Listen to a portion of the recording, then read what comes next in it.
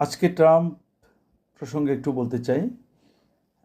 আমেরিকার president Donald Trump এবার ক্ষমতায় এসে চিরাচরিত তার যে রাজনৈতিক দৃষ্টিভঙ্গি উনি প্রকাশ করছেন, অনেকটা একদম নতুন তার নিজের আচরণের ভেতর দিয়ে এটা প্রকাশ হচ্ছে।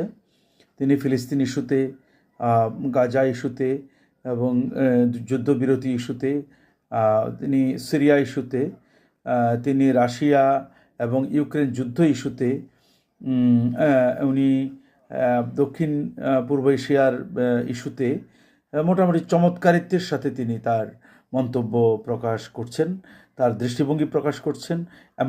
এবং আমেরিকান যে অর্থনীতির কথা তিনি বলছেন, যে অর্থনৈতিক প্রবৃদ্ধির কথা তিনি বলছেন, আমেরিকা ফার্স্ট বলে যেটা উনি প্রাধান্য দিয়ে যে পথে হাঁটছেন, এই সব কিছুর পরেও তার বিদেশ নীতিতে মনে হয় আগের চেয়েও অনেক ইতিবাচক পরিবর্তন এসেছে।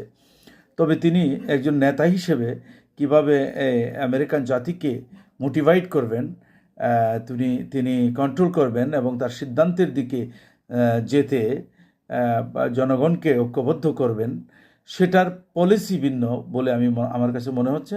পলিসি ভিন্ন হলেও তিনি মূলত শান্তির দিকে বিশ্বকে নিয়ে যাবার চেষ্টা করছেন।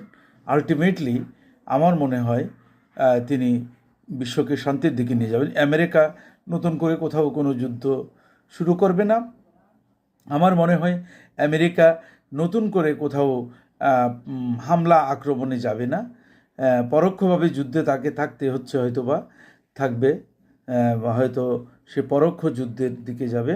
নতুন করে সরাসরি কোনো যুদ্ধের দিকে যে শেষ পর্যন্ত সে যাবে না। এবং পারতপক্ষে তিনি হয়তো বিশ্ব শান্তি প্রতিষ্ঠার প্রচেষ্টার ভেতর দিয়ে এমন একটি সফলতার উচ্চতায় তিনি পৌঁছাতে চাচ্ছেন যা তাকে ইতিহাসে স্মরণীয় করে রাখবে। আমরা ডোনাল্ড ট্রাম্পের জন্য এই বাংলাদেশ থেকে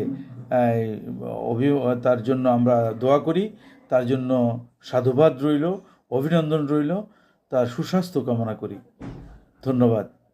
সালাম আলাইকুম।